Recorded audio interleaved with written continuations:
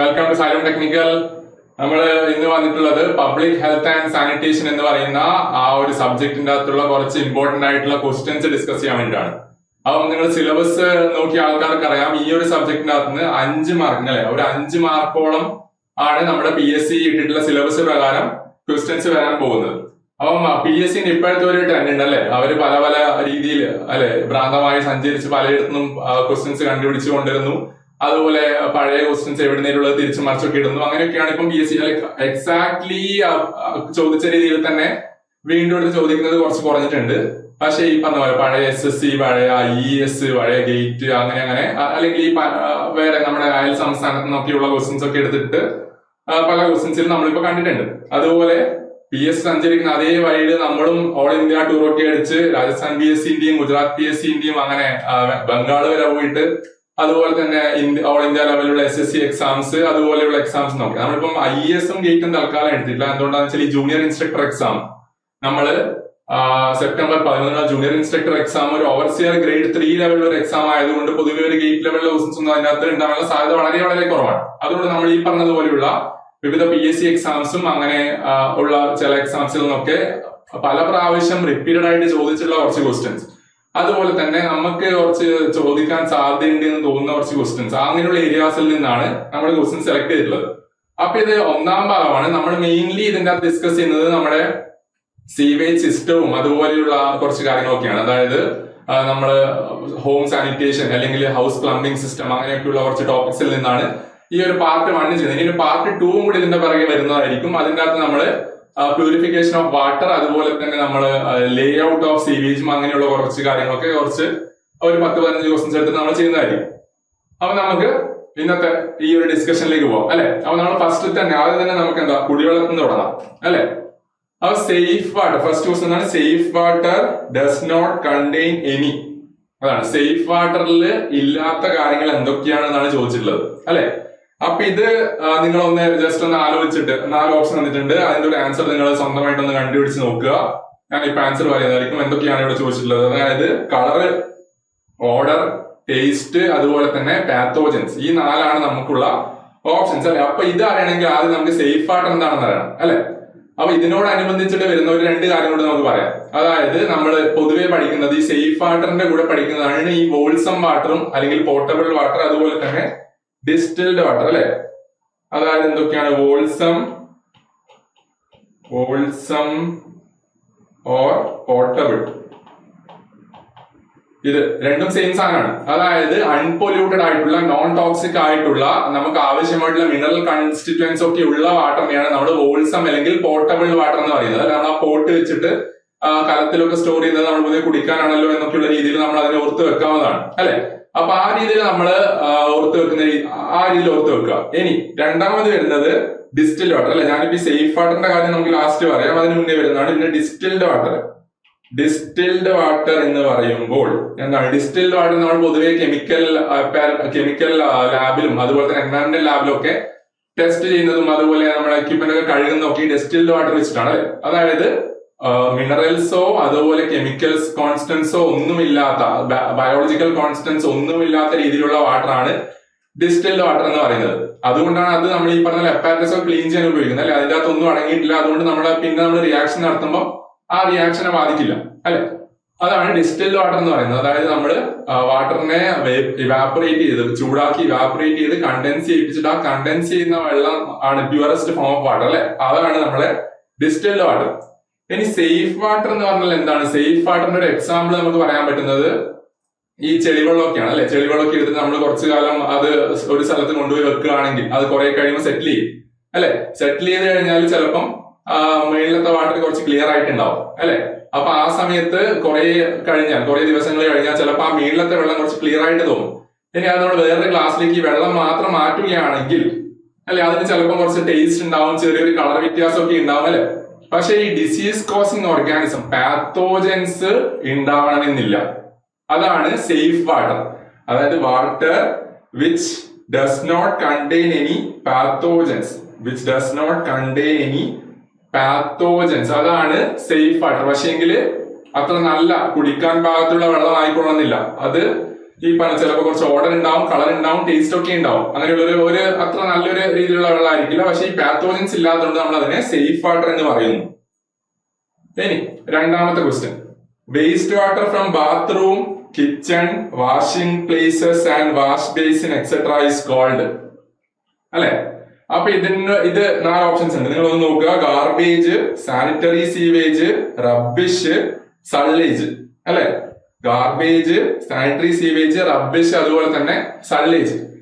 ഇതില് നമുക്ക് ഓരോ കാര്യങ്ങൾ എന്താണെന്ന് അറിഞ്ഞാൽ മാത്രമേ ഇതിൽ കറക്റ്റ് ആൻസർ നമുക്ക് ഓപ്റ്റ് ചെയ്യാൻ പറ്റുള്ളൂ. അല്ലെ, അപ്പൊ ഗാർബേജ് എന്താണ്? ഗാർബേജ് എന്ന് പറയുന്നത്, ഈ ഗാർബേജ് എന്ന് പറഞ്ഞാൽ നമ്മുടെ വീടുകളിൽ ഉണ്ടാവുന്ന കിച്ചൺ വേസ്റ്റ്, അതായത് ഫുഡ് വേസ്റ്റ്, അതുപോലെ വെജിറ്റബിൾ പീൽസ്, അതുപോലെ തന്നെ ഫ്രൂട്ട്സിന്റെ പീൽസ്, അങ്ങനെ ഓർഗാനിക് ആയി ഡീകമ്പോസ് ചെയ്യപ്പെടാൻ പെട്ടെന്ന് ഡീകമ്പോസ് ചെയ്യപ്പെടുന്ന ഫുഡ് ഓർഗാനിക് ആയിട്ടുള്ള വേസ്റ്റ്, ആ വേസ്റ്റുകളെയാണ്, കിച്ചൺ വേസ്റ്റിനൊക്കെയാണ് നമ്മൾ ഗാർബേജ് എന്ന് പറയുന്നത്. അല്ലെ, അതേസമയം സീവേജ് എന്ന് പറഞ്ഞാൽ മൊത്തം എല്ലാം, അതായത് ടോയ്ലറ്റ് വേസ്റ്റും അതുപോലെ തന്നെ നമ്മുടെ ഈ പറഞ്ഞ ബാത്റൂം, കിച്ചൺ, വാഷിംഗ് പ്ലേസും, വാഷ് ബേസിൻ, അതിന്റെ ഒക്കെ കൂടെ നമ്മുടെ ടോയ്ലറ്റ് വാട്ടർ ക്ലോസറ്റിൽ നിന്നുള്ള യൂറിൻ എക്സ്ക്രീറ്റ എന്നൊക്കെയുള്ള ആ സാധനങ്ങളൊക്കെ അടങ്ങിയ വേസ്റ്റിനെയാണ് നമ്മൾ സാനിറ്ററി സീവേജ് എന്ന് പറയുന്നത്. അല്ലെ, റബ്ബിഷ് എന്ന് പറഞ്ഞാൽ എന്താണ്? പൊതുവെ ഈ ഞാൻ നേരത്തെ ഗാർബേജിന്റെ കേസിൽ പറഞ്ഞു ഓർഗാനിക് ഡീകമ്പോസ് ചെയ്യാൻ പറ്റുന്നതെന്ന് പറഞ്ഞു. അല്ലെ, അതേ സമയത്ത് അത്ര ഓർഗാനിക് അല്ലാത്ത കുറച്ച് ഇൻഓർഗാനിക് മെറ്റീരിയൽസ്, അതായത് പേപ്പർ, ബ്രോക്കൺ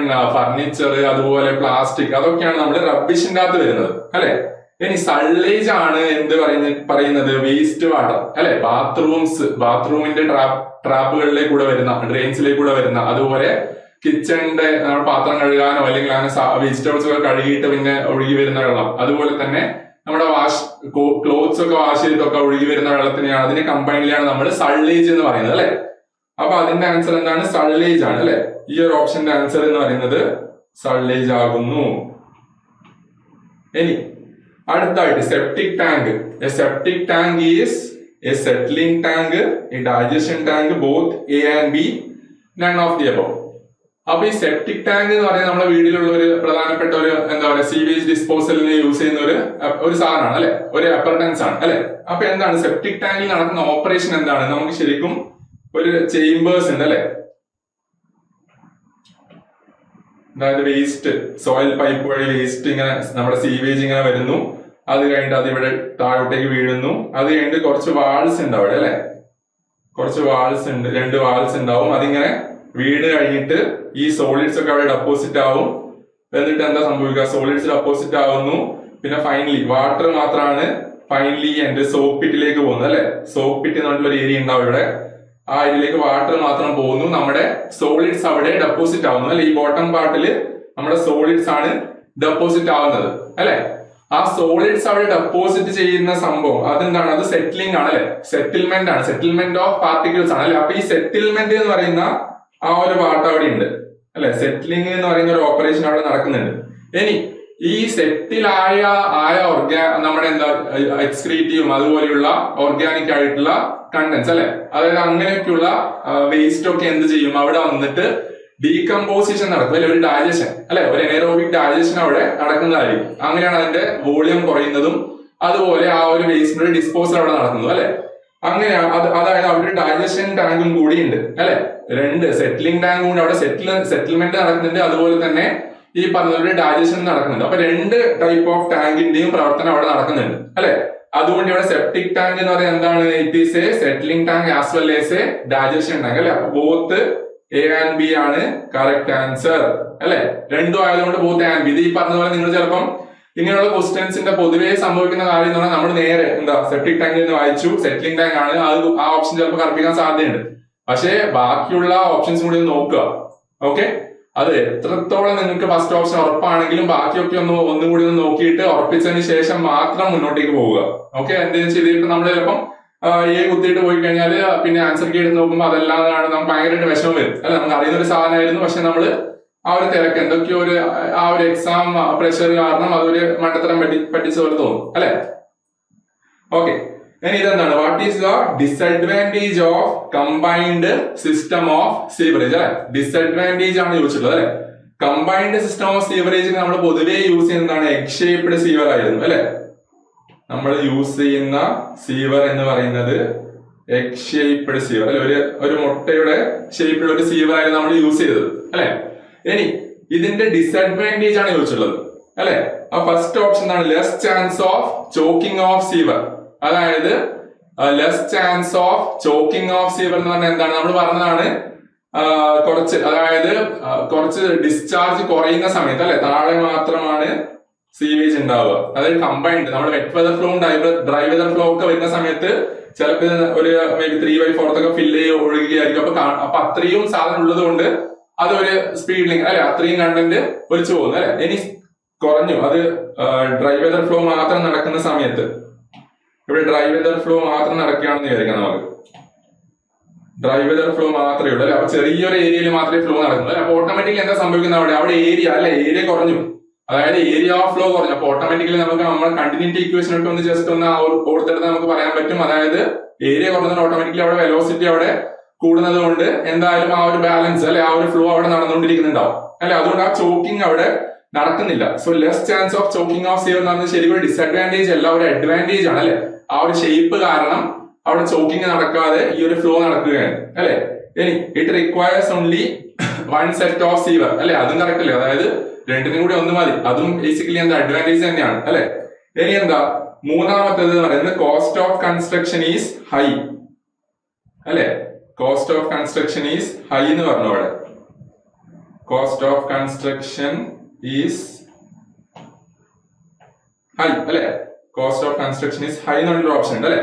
അത് എന്തുകൊണ്ടാണ്, അതായത് നമുക്കറിയാം ഈ താഴോട്ടേക്ക് വരുമ്പോൾ അതിന്റെ ഷേപ്പ് ഒന്ന് ഒരു സൈസ് കുറഞ്ഞു വരികയാണ് അല്ലെ. അപ്പൊ ഓട്ടോമാറ്റിക്കലി അത് ഒരു സ്ഥലത്ത് കൊണ്ടുവെക്കുകയാണെങ്കിൽ, വെറുതെ കൊണ്ടുവെക്കുകയാണെങ്കിൽ ഒരു മുട്ട എടുത്തിട്ട് ഇങ്ങനെ നിലത്ത് തട്ടിച്ച് വെച്ചാൽ എന്ത് സംഭവിക്കും അല്ലെ, അത് അങ്ങോട്ടും ഇങ്ങോട്ടൊക്കെ വീഴും അല്ലെ.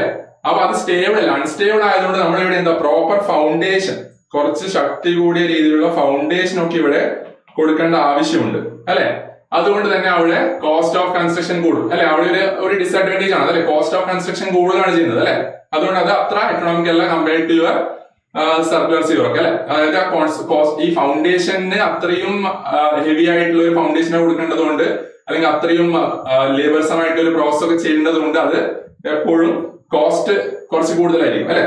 ഇനി ലാസ്റ്റ് വരുന്ന നമുക്ക് ആൻസർ കിട്ടി എന്താണ്, സി ആണ് അല്ലെ. Lesser strength of sewage due to dilution. അത് ഈ കമ്പൈൻഡ് ആയതുകൊണ്ട് ഓൾറെഡി റെയിൻ വാട്ടർ വരുന്നുണ്ട്, അപ്പം ഡൈല്യൂഷൻ നടക്കുന്നുണ്ട്. പക്ഷെ അത് ശരിക്കും ഒരു ഡിസഡ്വാൻറ്റേജ് ആയിട്ട് പറയാൻ പറ്റില്ല അല്ലെ. അത് ശരിക്കും പറഞ്ഞാൽ എന്താ, ഡൈല്യൂഷൻ നടക്കുന്നതുകൊണ്ട് അത് സീവറിന്റെ ആ ഒരു അധികമായിട്ടുള്ള വൃത്തിയായിട്ട സ്മെല്ലും കാര്യങ്ങളൊക്കെ ചിലപ്പോൾ കുറയുന്നുണ്ടാവും അല്ലെ.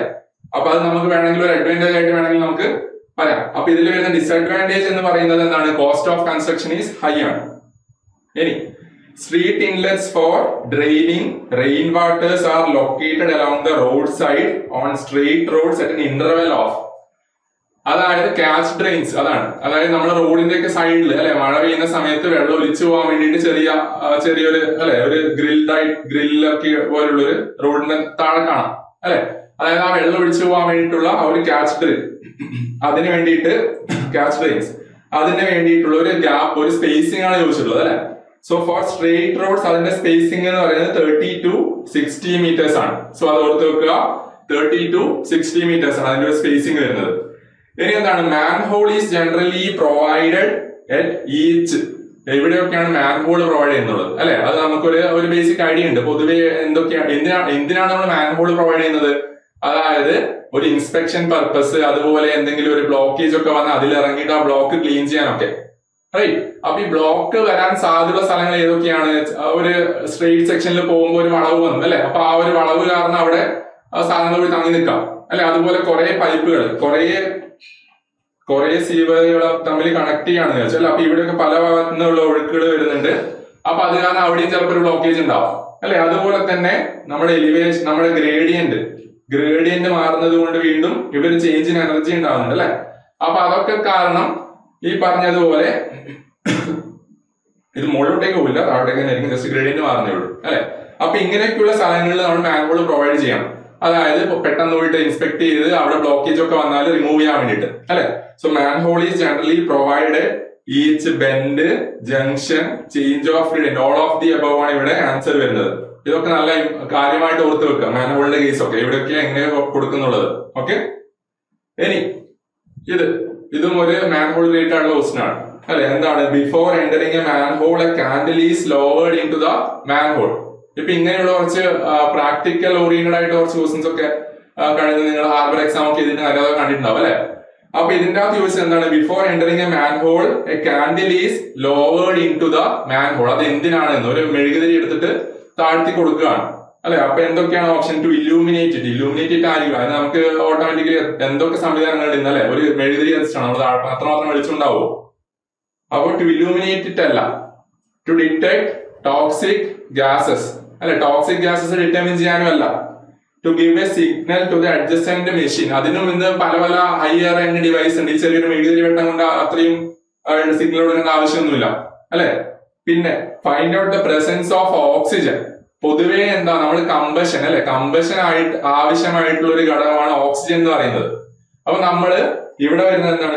ഇവിടെ ആക്ച്വലി ഈ കാൻഡിൽ താഴ്ത്തുന്നത് ഓക്സിജൻ ഉണ്ടോ ഇല്ലയോ നോക്കാൻ വേണ്ടിയിട്ടാണ്. ഓക്കെ, അതിന്റെ ഒരു പ്രോസസ് എന്താണെന്ന് വെച്ചാൽ 3 മിനിറ്റ് നമ്മൾ 3 മിനിറ്റോളം ആ കാൻഡില് കത്തിച്ച് വെച്ചിട്ടുള്ള ആ ഒരു ഡിവൈസ് ഒരു സാധനം താഴ്ത്തും. ഈ മാൻഹോളിന്റെ അകത്തോടേക്ക് താഴ്ത്തി കൊടുക്കും. അത് 3 മിനിറ്റോളം കത്തി നിൽക്കുകയാണെങ്കിൽ അതിന്റെ അർത്ഥം എന്താണ്? അവിടെ ഓക്സിജൻ ഉണ്ട് അല്ലെ? അപ്പൊ അതിന് മുന്നേ കെട്ടുപോവാണെങ്കിൽ അവിടെ ഓക്സിജന്റെ ക്വാണ്ടിറ്റി കുറവാണെന്നാണ് അതിന്റെ അർത്ഥം. അപ്പൊ ഓക്സിജൻ ഉണ്ടെങ്കിൽ ഒരാൾക്ക് താഴെ ഇറങ്ങിയിട്ട് അല്ലെ? കിണറ്റിൽ ഓക്സിജൻ ഉണ്ടായിരുന്നില്ല, ഇല്ല ഞാൻ ഒറ്റക്കാരെന്ന് പറഞ്ഞതുപോലെ ആദ്യം ഓക്സിജൻ ഉണ്ടോ എന്ന് നോക്കണം അല്ലെ? അപ്പൊ ആദ്യം നമ്മൾ ഈ മെഴുകുതിരി കത്തിച്ചിട്ട് താഴ്ത്തി വെക്കുന്നു. അത് കത്തുകയാണെങ്കിൽ അതിന്റെ അർത്ഥം 3 മിനിറ്റ് കത്തുകയാണെങ്കിൽ അതിന്റെ അർത്ഥം അവിടെ 3 മിനിറ്റിൽ കൂടുതൽ നേരത്തേക്കുള്ള ഓക്സിജൻ അതിനകത്ത് സഫിഷ്യന്റ്ലി അവൈലബിൾ ആണ് എന്നുള്ളതാണ്. അത് കഴിഞ്ഞിട്ട് നമ്മൾ ഒരാൾ അതിന്റെ അകത്തോട്ടേക്ക് ഇറങ്ങാൻ വേണ്ടിയിട്ട് നമ്മൾ പറയാവൂ. അപ്പൊ അതാണ് അതിന്റെ ഒരു ആൻസർ എന്ന് പറയുന്നത്, to find out the presence of oxygen. ഇനി the pipe which is installed in the house drainage to preserve the water seal of the trap അല്ലെ? അതായത് വാട്ടർ സീൽ പ്രിസർവ് ചെയ്യാൻ നമ്മൾ പറഞ്ഞതാണ് വാട്ടർ ക്ലോസറ്റ് അല്ലെ? നമ്മുടെ വീടുകളിലെ ക്ലോസറ്റ് ഉണ്ടാവും, അതിന്റെ താഴെ ഒരു ട്രാപ്പ് മെക്കാനിസം ഉണ്ട്. എന്തിനാണ്? അതായത് വാട്ടർ സീൽ കീപ്പ് ചെയ്യാൻ വേണ്ടിട്ട് അല്ലെ? ഒരു വാട്ടർ സീൽ ഉണ്ടാവും. ആ ഇത് കഴിഞ്ഞിട്ടാണ് നമ്മൾ ഡ്രെയിനേജിലേക്ക് കണക്ട് ചെയ്യുന്നത്. ഈ വാട്ടർ സീൽ അല്ലെ? ഈ വാട്ടർ സീൽ എന്തിനാണ് കൊടുക്കുന്നത്? അതായത് ഇവിടെ ഫൗൾ ഗ്യാസസിന്റെ ഒക്കെ ഒരു പ്രൊഡക്ഷൻ ഉണ്ടാവും. ആ ഫൗൾ ഗ്യാസസ് ഇതിന്റെ അകത്തോടേക്ക് തിരിച്ചു കയറി നമ്മുടെ ടോയ്ലറ്റ് ഒക്കെ സ്മെല്ല് വരാതിരിക്കാൻ വേണ്ടിയിട്ട് അല്ലെ? ഈ വാട്ടർ സീൽ ഇവിടെ ഉണ്ടെങ്കിൽ, ഈ വാട്ടർ ഇവിടെ ഉണ്ടെങ്കിൽ ഓട്ടോമാറ്റിക്കലി അവിടെ ആ ഒരു സ്മെല്ല് ബ്ലോക്ക് ആവും. അപ്പൊ അതിനു വേണ്ടിയിട്ടാണ് നമ്മൾ ഈ ട്രാപ്സ് കൊടുക്കുന്നത് അല്ലെ? ഇനി ഈ ട്രാപ്സ് കൊടുക്കുന്നത് നമ്മൾ പറഞ്ഞു. ഇനി ഇത് എന്താ ക്വസ്റ്റ്യനിൽ എന്താ? Pipe which is installed in the house drainage to preserve the water seal അല്ലെ? അത് ചില കേസിൽ ഒരു സൈഫോണിക് ആക്ഷൻ, ഒരു നെഗറ്റീവ് പ്രഷർ എവിടെയെങ്കിലും ക്രിയേറ്റ് ചെയ്യപ്പെടുകയോ അല്ലെ? മൊത്തം ഒരു ഫ്ലോ മെക്കാനിസം അല്ല. അപ്പൊ എവിടെയെങ്കിലും നെഗറ്റീവ് ഒരു പ്രഷർ ക്രിയേറ്റ് ചെയ്താൽ ഓട്ടോമാറ്റിക്കലി ഈ ഒരു വാട്ടറിനെ സക്ക് ചെയ്ത് പുറത്തോട്ടേക്ക് എടുക്കാൻ അല്ലെ? അങ്ങനെ ഒരു ടെൻഡൻസി ഉണ്ടാവും. അപ്പൊ അങ്ങനെ ആ ഒരു നെഗറ്റീവ് പ്രഷർ ഇല്ലാതാക്കാൻ, ആ സൈഫോണിക് ആക്ഷൻ ഇല്ലാതാക്കാൻ വേണ്ടി കൊടുക്കുന്ന ഒരു പൈപ്പാണ് anti siphonic pipe. Anti siphonic pipe എന്ന് പറയുന്നത് അത് എന്തൊക്കെ ചെയ്യാന്ന് വെച്ചാൽ നമ്മള് വെന്റ് പൈപ്പിലേക്ക് അല്ലെ? ഒരു വെന്റ് പൈപ്പ് എവിടെയെങ്കിലും ഉണ്ടാവും, ഒരു വെന്റ് പൈപ്പ് ഇതിന്റെ സൈഡിലേക്ക് ഇങ്ങനെ പോകുന്നുണ്ടാവും. അതിലേക്ക് നമ്മൾ ഈ ഒരു ട്രാപ്പിനെ കണക്ട് ചെയ്യും. ഈ ട്രാപ്പിനെ കണക്ട് ചെയ്തിട്ട് ആ ഒരു വെന്റിലേഷനോ അല്ലെങ്കിൽ ആ നെഗറ്റീവ് പ്രഷർ ഉണ്ടാവുന്നതിനെ നമ്മൾ പ്രതിരോധിക്കും. അതാണ് നമ്മൾ ബേസിക്കലി ആന്റി സൈഫണേജ് പൈപ്പിൽ ചെയ്യുന്നത്. അപ്പൊ ഇതിന്റെ ആൻസർ എന്താണ്? Anti siphonage pipe. Vent pipe അതെന്തിനാ യൂസ് ചെയ്യുന്നത്? വെന്റ് പൈപ്പ് യൂസ് ചെയ്യുന്നത് പൊതുവെ ഈ പറഞ്ഞതുപോലെ, അതായത് നമ്മുടെ ഫൗൾ ഗ്യാസസ് അല്ലെ? ഫൗൾ ഗ്യാസസ് ഒക്കെ എസ്കേപ്പ് ചെയ്യാൻ വേണ്ടി, ഈ വാട്ടർ ഡ്രെയിൻസിൽ നിന്നൊക്കെ വരുന്ന ഫൗൾ ഗ്യാസസിനെ പുറന്തള്ളാൻ വേണ്ടിയിട്ട് ആണ് ഈ വെന്റ് പൈപ്പ് യൂസ് ചെയ്യുന്നത്. വേസ്റ്റ് പൈപ്പ് എന്തിനാണ്? വേസ്റ്റ് പൈപ്പ് നമ്മൾ യൂസ് ചെയ്യുന്നത് വേസ്റ്റ് വാട്ടർ, അതായത് സിങ്കിൽ നിന്നോ വാഷ് ബേസിനിൽ നിന്നോ അല്ലെങ്കിൽ കിച്ചൺ ഡ്രെയിൻസിൽ നിന്നോ നമ്മുടെ ബാത്ത് ഏരിയയിൽ നിന്നോ ഒക്കെ വരുന്ന വാട്ടറിനെ കൊണ്ടുപോകാനാണ് വേസ്റ്റ് പൈപ്പ്. സോയിൽ പൈപ്പ് പോകുന്നത് വാട്ടർ ക്ലോസറ്റിൽ നിന്നാണ്. അതായത് വാട്ടർ ക്ലോസറ്റിൽ നിന്ന് വരുന്ന വേസ്റ്റിനെ സെപ്റ്റിക് ടാങ്കിലേക്ക് കൊണ്ടുപോകുന്ന പൈപ്പാണ് സോയിൽ പൈപ്പ് അല്ലെ? ആ ഹ്യൂമൻ എക്സ്ക്രീറ്റ ഒക്കെ നമ്മൾ എന്ത് പറയും? ഹ്യൂമൻ എക്സ്ക്രീറ്റ ഒക്കെ പറയുന്ന വേറെ പേരാണ് night soil. Night soil, human എക്സ്ക്രീറ്റയും അതുപോലെ ആനിമൽ എക്സ്ക്രീറ്റ് അല്ലെങ്കിൽ കമ്പൈൻഡിലാണ് നമ്മൾ പറയുന്നത് അല്ലെ? അപ്പൊ ഈ നൈറ്റ് സോയിൽ എന്നുള്ള പേരുള്ളത് കൊണ്ടാണ് അതിന് ട്രാൻസ്മിറ്റ് ചെയ്യുന്ന പൈപ്പിന് സോയിൽ പൈപ്പ് എന്നുള്ള പേര് വന്നത്. ഓക്കെ, അപ്പൊ അതൊക്കെ ഒന്ന് ഓർത്ത് വെക്കുക. ഇനി അടുത്താണ് anti siphonage pipe is connected to അല്ലെ? നമ്മൾ ഇപ്പൊ ആ ഒരു ഫിഗർ കണ്ടതാണ് അല്ലെ? ഇറ്റ് ഈസ് കണക്റ്റഡ് ടു ഏതാണ്? അത് ഈ കേസിൽ പി ട്രാപ്പ് ആണ് നമ്മൾ യൂസ് ചെയ്തത് അല്ലെ? നമ്മൾ യൂഷ്വലി ഇന്ത്യൻ വാട്ടർ ക്ലോസറ്റിൽ യൂസ് ചെയ്യുന്നത് പി ട്രാപ്പ് ആണ്. അത് എന്താണെന്നുള്ളത് നമുക്ക് ഒരു ക്വസ്റ്റ്യൻ ബാക്കിൽ വരുന്നുണ്ട് അല്ലെ? അപ്പൊ പി ട്രാപ്പ് ആണ് ഇവിടെ കൊടുത്തിട്ടുള്ളത്. അപ്പൊ അതിന്റെ ഈ പോർഷൻ അല്ലെ ഇവിടെയാണ് ടോപ്പ് ഓഫ് പി ട്രാപ്പ് ആണ്. So it is connected to the top of P trap. ആ ആന്റി സൈക്ലോണിക് പൈപ്പ് എന്താണെന്ന് ഓർത്ത് വെക്കുക, അത് എവിടെയാണ് കണക്ട് ചെയ്തെന്ന് ഓർത്ത് വെക്കുക. ടോപ്പ് ഓഫ് പി ട്രാപ്പ് പിന്നെ വാട്ടർ ക്ലോസറ്റ്, WC എന്ന് പറയുന്നത് വാട്ടർ ക്ലോസറ്റ് ആണ്. ഓക്കെ, ഇനി അടുത്തത് വീണ്ടും ഒരു ട്രാപ്പിന്റെ ക്വസ്റ്റ്യൻ തന്നെയാണ്. ദ ട്രാപ്പ് വെച്ച് ഇത് മൊത്തം നമ്മുടെ ഇന്ത്യൻ അല്ല, നമ്മുടെ ഹൗസ് സാനിറ്ററി വർക്കിൽ വരുന്ന പല പല സാധനങ്ങളാണ്. A trap which is provided to disconnect the house drain from the street sewer. അതായത് നമ്മളൊരു വീട് ഉണ്ടാവും അല്ലെ, വീട് ഉണ്ടാവും, അതുപോലെ സ്ട്രീറ്റ് സീവർ ഉണ്ടാവും. ഇനി ഇവിടുന്ന് ഹോം സീവർ ആണ് കണക്ട് ചെയ്തിട്ട് ഈ സ്ട്രീറ്റ് സീവർ അല്ലെങ്കിൽ ലാറ്ററൽ സീവറിലേക്ക് കൊണ്ടുവന്നാൽ ഇതെന്താ ഹോം സീവർ എന്ന് പറയുന്നതിന് ഹോം സീവർ. അത് പോയിട്ട് ഡംപ് ചെയ്യുന്ന എവിടെയാണ് ലാറ്ററൽ സീവർ അല്ലെങ്കിൽ ലാറ്ററൽസ് എന്ന് പറയും. അതുപോലെ തന്നെ സ്ട്രീറ്റ് സീവർ എന്ന് ചില കേസിൽ നമുക്ക് വേണമെങ്കിൽ പറയാം, ലാറ്ററൽ ഓർ സ്ട്രീറ്റ് സീവർ അല്ലെ. അപ്പൊ ഇതിന്റെ ഇടയിൽ വരുന്ന ആ ഒരു ഡിസ്കണ്ടിന്യൂറ്റി ആണ് അല്ലെ. എന്താണെന്ന് വെച്ചാൽ ഇവിടെ നിന്നുള്ള ഫൗൾ ഗ്യാസ് ഒന്നും തിരിച്ച് നമുക്ക് വീട്ടിലേക്ക് വരാൻ പാടില്ല അല്ലെ. അത്രയും ടോക്സിക് ആയിട്ടുള്ള സെപ്റ്റിക് ആയിട്ടുള്ള വേസ്റ്റ് ആയിരിക്കും ലാറ്ററൽ സീവർ അല്ലെങ്കിൽ സ്ട്രീറ്റ് സീവറിലൂടെ പോകുന്നുണ്ടാവും അല്ലെ. അപ്പൊ അതിനെ ഇന്റർസെപ്റ്റ് ചെയ്യാൻ വേണ്ടിയിട്ട് ആ ഒരു സ്മെല്ലിനെ തടുക്കാൻ വേണ്ടിയിട്ട് കൊടുക്കുന്ന ട്രാപ്പാണ് എന്ത്, ഇന്റർസെപ്റ്റിംഗ് ട്രാപ്പ്. ബാക്കി രണ്ടും കറക്റ്റ് അല്ല. ഇന്റർസെപ്ഷൻ മാൻഹോളും മാസ്റ്റർ ട്രാപ്പ് അങ്ങനെ അതൊന്നും കറക്റ്റ് അല്ല. എന്താണ്, ഇന്റർസെപ്റ്റിംഗ് ട്രാപ്പാണ് കറക്റ്റ് ആൻസർ. ഇവിടെ പൊതുവെ നമ്മൾ ചിലപ്പോ ഈ ഒരു ഏകദേശം അഴിച്ച് കുത്തുന്ന ആൾക്കാരൊക്കെ ആണെങ്കിൽ ഈ ഓൾ ഓപ്ഷൻസ് ആർ കറക്റ്റ് കണ്ട പൊതുവെ ടെൻഡൻസി ഉണ്ട്. ചിലപ്പോ പൊതുവെ അത് ശരിയായിരിക്കും എന്നുള്ളൊരു ടെൻഡൻസി വെച്ച് കുത്തുന്ന ആൾക്കാരൊക്കെ ഉണ്ട്. പക്ഷെ അങ്ങനെയുള്ള ഒരു മിഥ്യാധാരണയാണ്, വെറും മിഥ്യാധാരണയാണ്. അത് അങ്ങനെ ആയിരിക്കില്ല. അതിൽ ഏതെങ്കിലും ഒരു ഓപ്ഷൻ ശരിയാവുന്ന കേസൊക്കെ കുറേ വരാറുണ്ട്. ഓക്കെ, അതുകൊണ്ട് പൊതുവെ അങ്ങനെ പറയണ്ട. ഓൾ ഓപ്ഷൻ എന്തെങ്കിലും കുത്തിക്കൂടാന്നുള്ള രീതിയിൽ നിങ്ങളുടെ ഫ്രണ്ട്സ് ഒക്കെ ഉപദേശിച്ചു വിടും, അത് കുത്തരുത്. ഉറപ്പുണ്ടെങ്കിൽ മാത്രം കുത്തുവോ, അത് നെഗറ്റീവ് മാർക്ക് അടിക്കരുത്. ഓക്കെ, സോ ഇതിന്റെ ആൻസർ എന്താണ്, ഇന്റർസെപ്റ്റിംഗ് ട്രാപ്പ് ആണ്. ഇനി A trap which admits water from floor of bath and kitchen. എന്താണെന്നാണ് ചോദിക്കുന്നത് അല്ലെ. നമ്മളിപ്പോ ഇന്റർസെപ്റ്റിംഗ് ട്രാപ്പിന്റെ കാര്യം പറഞ്ഞതാണ് അല്ലെ. എന്താണ്, നമ്മൾ ഹൗസ് സീവറും സ്ട്രീറ്റ് സീവറും നമ്മൾ കണക്ട് ചെയ്യുന്ന ആ ഒരു ഏരിയയിൽ കൊടുക്കുന്നതാണ് നമ്മുടെ ഇന്റർസെപ്റ്റിംഗ് ട്രാപ്പ് എന്ന് പറഞ്ഞത് അല്ലെ. ഗള്ളി ട്രാപ്പ് എന്ന് പറയുന്നത് പൊതുവെ നമ്മുടെ വീടുകളിലുള്ള പ്ലംബിംഗ് സിസ്റ്റം ഹൗസ് സീവറിലേക്ക് പോകുമ്പോൾ കൊടുക്കുന്ന ഒരു കണക്ഷൻ ആണ്. ഓക്കെ, അതിന്റെ ഇടയിൽ വരുന്നതാണ് ഗള്ളി ട്രാപ്പ് എന്ന് പറയുന്നത്. എസ് ട്രാപ്പ് എന്ന് പറയുന്നത് നിങ്ങൾ പൊതുവെ ഉണ്ടാവില്ല, വാഷ് ബേസിന്റെ അടിയിൽ ഒരു ട്രാപ്പ്, അതൊരു എസ് ഷേപ്പിലാണ് ഉണ്ടാവുക. ഈ ഒരു ഷേപ്പിലാണ് ആ ഒരു ട്രാപ്പ് ഉണ്ടാവുക. അതാണ് എസ് ട്രാപ്പ് എന്ന് പറയുന്നത്. ഈ നഹാനി എന്ന് പറഞ്ഞാൽ എന്താണ്, നഹാനി അതായത് ഹിന്ദിയിൽ നഹാന എന്ന് പറഞ്ഞാൽ കുളിക്കുക എന്നാണ് അല്ലെ. അപ്പൊ കുളിക്കുക എന്ന് പറയുന്ന ട്രാപ്പ് അല്ലെ. അപ്പൊ ഓട്ടോമാറ്റിക്കലി ഹിന്ദിയിൽ വേണമെങ്കിൽ ഈ ഒരു ക്വസ്റ്റിന് ആൻസർ ചെയ്യാൻ പറ്റും അല്ലെ. എന്താണ്, trap which admits water from floor of bath and kitchen is called nahani trap, or അതിന് പറയുന്ന വേറൊരു പേരാണ് ഫ്ലോർ ട്രാപ്പ്. അപ്പം ഈ ഒരു കാര്യവും കൊടുത്തു വെക്കുക. നമ്മൾ ഈ ഒരു ക്വസ്റ്റ്യൻ ആൻസർ ചെയ്യുന്ന സമയത്ത് അതിന്റെ എല്ലാ ഓപ്ഷൻസിനെ പറ്റിയിട്ടും പഠിക്കുന്നുണ്ട് അല്ലെ. അപ്പൊ അതിന്റെ അകത്തൊക്കെ വേണമെങ്കിൽ നിങ്ങൾക്ക് ചിലപ്പോൾ ക്വസ്റ്റ്യൻ വരാം. അതൊക്കെ നിങ്ങൾ വൃത്തിയായിട്ട് ചെയ്തു പോവുക. Okay, the pipe which is use to carry the discharge from sanitary fittings. Like നമ്മൾ കുറച്ച് നേരത്തെ ഒരു ഓപ്ഷന്റെ അകത്ത് പറഞ്ഞതായിരുന്നു അല്ലെ. എന്താണ്, ലൈക്ക് ബാത്റൂം, കിച്ചൺ, സെക്ഷൻ. നിങ്ങൾക്ക് റിവിഷൻ ആയിട്ട് പറയാം. എന്താണ് അതിന്റെ ആൻസർ, നിങ്ങൾ ജസ്റ്റ് ഒന്ന് നോക്കിയിട്ട് ഒന്ന് സ്വന്തമായിട്ടൊന്ന് അനലൈസ് ചെയ്ത് ഉത്തരം കണ്ടുപിടിച്ചതിന്റെ. അതായത് pipe which is use to carry the discharge from sanitary fittings like bathroom, kitchens etcetera അല്ലെ. എന്താണ്, അതെല്ലാം ബാത്റൂമും കിച്ചണിന്നും ഒക്കെയുള്ള വേസ്റ്റ് വാട്ടർ കൊണ്ടുവന്ന പൈപ്പ് ഏതാണ്, വേസ്റ്റ് പൈപ്പാണ് അല്ലെ. സോയിൽ പൈപ്പ് എന്ന് പറയുന്നത് വാട്ടർ ക്ലോസറ്റ് എന്നുള്ളത് മാത്രമായിരുന്നു. അത് യൂറിൻ എക്സ്ക്രീറ്റ് അതൊക്കെ വരുന്നതാണ് soil pipe, night soil carry ചെയ്യുന്നത് അല്ലെ. അതേപോലെ വെന്റ് പൈപ്പ് എന്ന് പറയുന്നത് എന്താണ്, എക്സോസ്റ്റിന് കൊടുക്കുന്ന പൈപ്പാണ് അല്ലെ. അതുകൊണ്ട് ഇതിന്റെ ആൻസർ എന്താണ്, വേസ്റ്റ് പൈപ്പാണ്. ഇനി traps are used in the household drainage system. ഇതിന്റെ ആൻസർ നമ്മൾ നേരത്തെ കണ്ടതാണ്. എന്താണ്, to prevent the entry of foul gases in the house. അതാണ് അതിന്റെ ഒരു ആൻസർ എന്ന് പറയുന്നത്. അവരുടെ നമ്മൾ കൂടുതൽ ഡിസ്കസ് ചെയ്യേണ്ട ആവശ്യമില്ല അല്ലെ. ഇവിടെ ഞാൻ പറഞ്ഞതാണ്. അതായത് ഈ ടൈപ്സ് ഓഫ് ട്രാപ്പ് പൊതുവെ ഒരു ഇമ്പോർട്ടന്റ് ആയിട്ടുള്ള ഒരു ഏരിയ ആണ്. അതാണ് നമ്മൾ കുറെ ഞാൻ ഈ പറഞ്ഞ പോലെ നമ്മൾ പല എക്സാംസുകൾ നോക്കിയപ്പം അതിന്റെ അകത്താണ് കുറെ ക്വസ്റ്റ്യൻസ് അവിടെ ഇവിടെ ആയിട്ട് പല സംസ്ഥാനങ്ങളിൽ നിന്നും അതുപോലെ ഈ SSCന്റെ ഒക്കെ എക്സാംസിലൊക്കെ പല പ്രാവശ്യം ചോദിച്ചിട്ടുണ്ട്. അതുകൊണ്ടാണ് ആ കുറെ ട്രാപ്സിന്റെ ഒക്കെ കാര്യം നമ്മൾ കൂടുതൽ ഡിസ്കസ് ചെയ്തു. ഒരു 5-6 ക്വസ്റ്റിനോട് ഇന്നത്തെ ട്രാപ്പ് ആയിരുന്നു അല്ലെ. അപ്പൊ അത് ഇനി വരുന്നതാണ് നമ്മൾ നേരത്തെ പറഞ്ഞത് ഏതൊക്കെ ടൈപ്പ് ട്രാപ്പ് അവിടെ നമ്മൾ പറഞ്ഞു അല്ലെ. അതായത് out of the following which of these is not a trap used in Indian sanitary fitting. അതാണ് അതിൽ ഏതൊക്കെയാണ് ഇല്ലാത്തെന്നുള്ളതാണ്. ഞാൻ ജസ്റ്റ് ഒരു ഫിഗർ വരക്കാം. അതായത് നമ്മുടെ പി അല്ലെ, ലെറ്റർ പീനെ തിരിച്ചിടുന്നത് പോലെയുള്ള ട്രാപ്പാണ് പി ട്രാപ്പ് എന്ന് പറയുന്നത്. അതുപോലെ നമ്മൾ ഇപ്പം കണ്ടതാണ് അല്ലെ. അതായത് പി ട്രാപ്പ് പൊതുവെ എവിടെയാണെന്ന് ഞാൻ പറഞ്ഞു. നമ്മൾ ഓൾറെഡി ഈ പിയും അതുപോലെ എസും ഡിസ്കസ് ചെയ്താണ്. പി ട്രാപ്പ് നമ്മൾ ഇന്ത്യൻ വാട്ടർ ക്ലോസറ്റ്, ആ ക്വസ്റ്റ്യൻ പ്രതീക്ഷിക്കാം വാട്ടർ ക്ലോസറ്റിൽ യൂസ് ചെയ്യുന്ന ട്രാപ്പ് ഏതാണെന്ന് ചോദിച്ചാൽ അത് പൊതുവെ പി ട്രാപ്പ് ആണ്. അതുപോലെ സിങ്കിലൊക്കെ യൂസ് ചെയ്യുന്ന ട്രാപ്പ് അല്ലെ, എസിനെ തിരിച്ചിടുന്നത് എസ് ട്രാപ്പ്. പിന്നെ അതുപോലെ ഇതിലിപ്പോ നിങ്ങൾക്ക് രണ്ട് കാര്യങ്ങളുണ്ട്, അതായത് ഇൻപുട്ടും ഇൻലെറ്റ് അല്ലെ, ഇൻലെറ്റും നമുക്ക് വേറെ കളർ മാറ്റാം. ഇൻലെറ്റ് ഇതിലേക്ക് കൂടിയാണ് നമ്മുടെ ഇൻലെറ്റ് വരുന്നത്. അതുപോലെ ഔട്ട്പുട്ട് ഇങ്ങനെയാ പോകുന്നത് അല്ലെ, അതായത് പെർപെൻഡിക്കുലർ ആണ് പി ട്രാപ്പിന്റെ കേസിൽ. അതുപോലെ ഇത് എസിന്റെ ഇൻലെറ്റ് ഇങ്ങനെ വരുന്നു, ഔട്ട്ലെറ്റ് ഇങ്ങനെ പോകുന്നു. അപ്പം പാരലൽ ടു ഈച്ച് അതർ ആണ് എസിന്റെ കേസിൽ. ഇനി നമ്മൾ ഇൻലെറ്റ് ഇങ്ങനെ കൊടുക്കുന്നു, അതേ സമയത്ത് ഏതെങ്കിലും ഒരു ആംഗിളിൽ പോകുന്നു. അതായത് ഒരു ലെറ്റർ ക്യൂ ഇല്ലേ അല്ലെ, ക്യൂവിന്റെ അകത്ത് ഇങ്ങനെ നമ്മൾ ക്യൂ ചെയ്യുന്നത്, അതായത് ഇത് ആക്ച്വലി ഒരു ഇൻക്ലിനേഷനിലാണ് ഉള്ളത് അല്ലെ. അതുകൊണ്ട് അങ്ങനെയുള്ള ഏതെങ്കിലും ഒരു ഇൻക്ലിനേഷനിൽ പോകുന്ന ട്രാപ്പ് ക്യൂ ട്രാപ്പ് ആണ്. അപ്പൊ ഇതിന്റെ അകത്ത് പി ട്രാപ്പും എസ് ട്രാപ്പും ക്യൂ ട്രാപ്പും ട്രാപ്പുകളാണ്. സി നമുക്കൊരു ട്രാപ്പ് അല്ല. അപ്പൊ ഈ ക്വസ്റ്റിന്റെ അകത്ത് ട്രാപ്പിലാവാണ്ട് ഇപ്പൊ ഓക്കെ. അപ്പൊ സി ട്രാപ്പ് ആണ് നമ്മളെ പറ്റിക്കാൻ വേണ്ടി കൊടുത്തിട്ടുള്ള പേര്. ഇപ്പൊ സി ട്രാപ്പ് എന്ന് പറയുന്ന ഒരു ട്രാപ്പ് അല്ല.